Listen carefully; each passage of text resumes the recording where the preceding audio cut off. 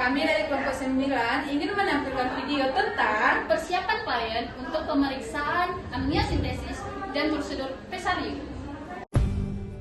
Halo, saya pasien. Halo, kami editor. Halo, saya perawat 1. Halo, saya perawat 2.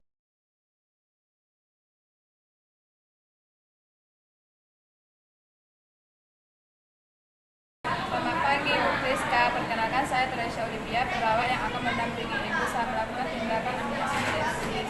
Sebelumnya, bagaimana perasaan Ibu hari ini? Pagi, Sus. Saya khawatir, Sus. Kata dokter, saya harus periksa amniocentesis. Katanya ada kemungkinan kelainan pada janin saya, Sus. Saya mengerti kekhawatiran Ibu, tetapi Ibu jangan cemas, Bu. Nanti saat melakukan tindakan, dokter akan melakukan prosedur dengan cara melakukan USG. Dokter nanti juga bisa melihat kondisi janin Ibu dan kantung ketuban Ibu. Nanti rasanya seperti ditusuk-tusuk jarum pada kulit. Waktunya kurang lebih 15-20 menit. Apakah terasa sakit, Sus? Rasanya nanti sedikit sakit Ibu di bagian perut Ibu, tapi Ibu jangan khawatir, rasa sakit itu hanya sebentar, Bu. Oh, gitu ya, Sus. Apakah ada, Sus, persiapan khusus atau saya harus puasa sebelumnya? Ibu tidak perlu puasa, Bu, tetapi Ibu sarapan dengan asupan ringan. Sebelum melakukan tindakan, yang penting Ibu harus membuang air kecil supaya kandung kemih Ibu kosong.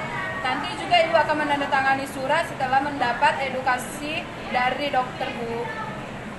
Saya takut, Sus, setelahnya terjadi kontraksi atau keluar darah, Sus. Pertanyaan bagus, Bu. Setelah tindakan nanti Ibu tidak perlu rasa takut karena nanti bagian perut Ibu merasa sedikit rasa nyeri. Tapi Ibu jangan khawatir, itu hanya cukup sebentar. Nanti masalah tentang pendarahan, demam, atau air ketuban Ibu keluar berlebihan, Ibu cukup perlu pergi ke rumah sakit terdekat ya, Bu, supaya Ibu mengetahui kondisi Ibu yang agar lebih nyaman. Oh, begitu ya, Sus. Baiklah, Sus. Saya jadi agak lega. Terima kasih ya, Sus, telah menjelaskannya kepada saya. Sama-sama, Bu. Mari kita jalani dengan tenang. Saya akan mendampingi Ibu selama prosedur berlangsung. Pada amniocentesis, perawat berperan menemukan ibu hamil, menggunakan prosedur resiko, serta persiapan yang perlu dilakukan, seperti sarapan, buang air kecil, dan tanda tangan persetujuan. Perawat juga memberikan penekanan pada tanda bahaya pasca tindakan yang perlu diwaspadai.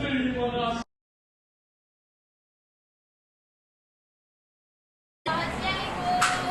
Siang, Sus. Perkenalkan, saya perawat Florencia Panjaitan yang akan mendampingi Ibu selama proses pemasangan pesarium nanti. Bagaimana kabarnya Ibu hari ini? Siang, Sus. Jujur saya agak takut ya, Sus. Karena kata dokter, dinding leher rahim saya itu lemah, Sus. Jadi saya harus dipasang alat penyangga, Sus. Nah, saya takut ini bakal membahayakan bayi saya, Sus. Dan ini juga kali pertama saya untuk tindakan seperti ini, Sus.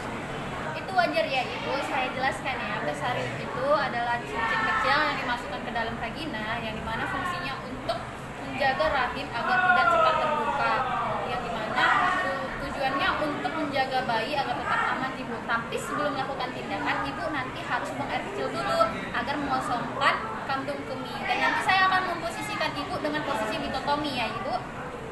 Apakah nanti akan terasa sakit, Sus?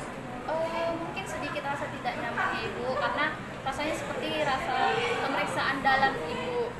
Apakah setelah pemasangan ini nanti saya masih bisa untuk melakukan aktivitas seperti sehari-harinya, Sus? Tentu bisa, Ibu. Ibu dapat melakukan aktivitas seperti biasa. Hanya saja menghindari aktivitas berat, Ibu, seperti mengangkat beban dan tidak melakukan hubungan sampai dokter mengizinkan. Pesarium ini juga memerlukan kontrol rutin, Ibu, agar mengetahui kondisinya tetap aman. Jika ada nyeri hebat, pendarahan atau keluar cairan banyak, Ibu segera datang ke rumah sakit ya, Ibu. Oh, gitu ya, Sus. Dan apakah tindakan ini nanti akan membahayakan bayi saya, Sus? Tentu tidak, Ibu. Malah ini untuk menjaga bayi Ibu agar tetap di dalam rahim. Oh, gitu ya, Sus. Baiklah, Sus. Terima kasih ya, Sus. Saya jadi agak lebih tenang. Iya, sama-sama, Ibu. Saya akan mendampingi Ibu selama prosedurnya nanti. Senang bisa membantu Ibu. Jadi, pada naskah pemasangan dasar itu, perawat memberikan edukasi yang bertujuan untuk pemasangan atau mencegah inkompetensi serviks, prosedur yang sederhana dan aman, serta aktivitas yang boleh dan tidak boleh dilakukan oleh perawat. Perawat juga menekankan pentingnya kontrol rutin dan kewaspadaan terhadap tanda bahaya. Terima kasih.